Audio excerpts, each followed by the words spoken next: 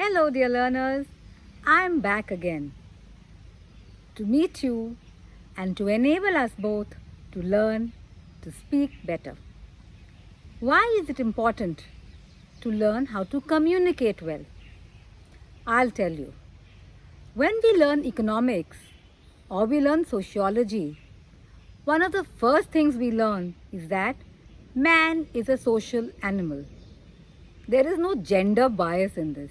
It's basically another way of saying human beings are social beings.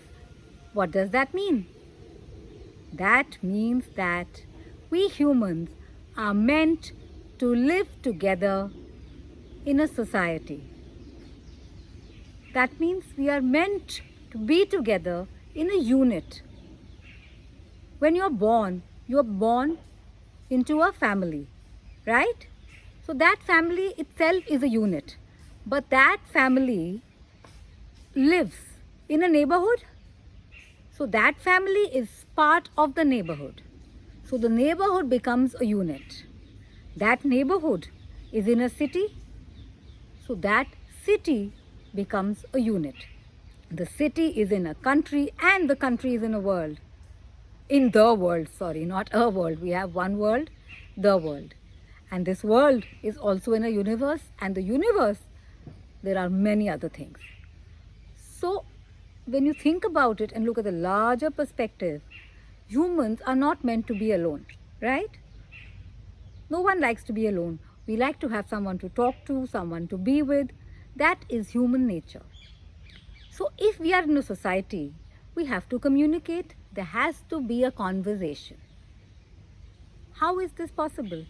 This is possible when somebody talks, somebody else talks, someone asks a question, someone answers the question.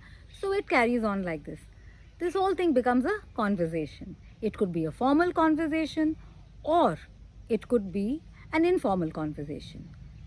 Informal conversations are those which we have within our family, our friends, our neighbors.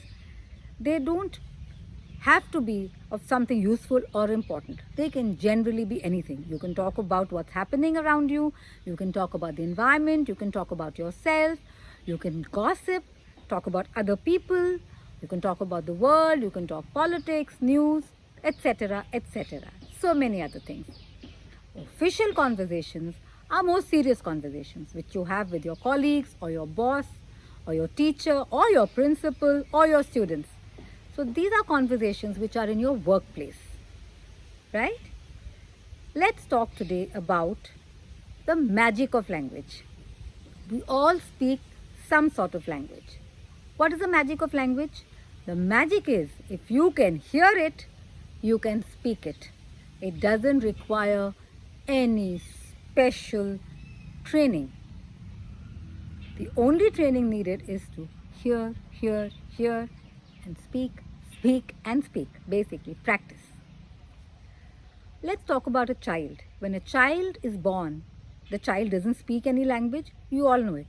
Child only smiles, that also after a few days. Or child cries. Child laughs, child cries. I'm talking about a baby, right? But after a few months, the baby starts making sounds. What are these sounds? These sounds are syllables. Syllable means sound. What does the baby say? Ma, pa, da. And everyone around the baby is so excited, right? As the baby grows, the baby joins syllables. That means the baby is able to join sounds and make two-syllable sounds like mama, baba, dada. What does that mean? That ba has become baba, it has a meaning. That da has become a dada, it has a meaning. What is dada? It could mean father. What is mama? It could mean mother. So when you join different sounds, that is when you join different syllables, you make words. As you make longer words, you add more syllables and you make more complicated words. As the child grows, which language does he start to speak? Does he start to speak English or German or French or Hindi or Spanish? Yes, the child does learn to speak one of these languages. How has the child learned? Not through a teacher, but the child or the baby has learned the language through listening. When the child is born, the child is constantly exposed to sounds. His ears are functioning or her ears are functioning, so those sounds are all going in and getting settled here. Words are all going in and getting settled here. So when the child starts speaking, no one has taught the child to speak. The child starts speaking random words that the child has picked up. That is why we are very fluent in our native language. Our native language is the language that our parents and our grandparents speak. So we end up talking very easily in that language. That is why when you want to learn English, you have to expose yourself to English. You have to listen more and more to English. Am I correct? I'm sure you all agree with me. And hearing and listening, you can do both. Sometimes you are just traveling, maybe in a bus or you're walking and you have headphones on, or you're just listening to something. You may not be paying too much attention. So that means we are hearing it.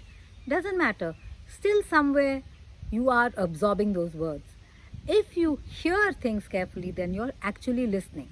And you are absorbing those words more seriously. Right? So listening is a very, very important pillar of communication. Let's do some listening exercises today. Just sit quietly in a spot. I know sometimes it's difficult to find a quiet spot. Doesn't matter. And listen to the sounds around you. Obviously sounds around you will not be English, but just listen. And then you can start listening to a podcast. You can listen to a podcast or you can see a video on English. Anything will do. You can hear the news, so your general knowledge also will go up. Or you can hear or listen to a particular video which stresses on how to improve your English. So what I've told you today is listening is very, very important. And as you know, you can listen to anything. You can actually see a movie as you're seeing. You can hear and you can also read subtitles. If you don't have that kind of time, or you don't have access to a TV, or you cannot share the TV because everyone else wants to see something else, you can just hear things, because a child is also hearing the language before it begins speaking.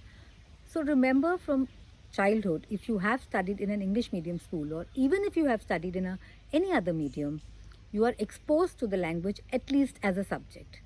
So somewhere in your mind there are words which are just wanting to come out. Once you have the words, you can also frame sentences. It doesn't matter how you frame the sentence initially, but whatever you do, make sure that you are loud. Slowly and loudly start speaking. You can start reading a book, you can read the newspaper, you can hear yourself speaking aloud, or listen to somebody else, like I gave you an example of listening to a podcast. Just make sure it is loud enough to get into your ears and stay in your head. Am I clear? Are you understanding what I'm saying? I know it's not very difficult, but this is definitely one of the pillars of English which many, many people would have told you. In my next video, we will focus more on these things. That's it from me for today. Bye-bye.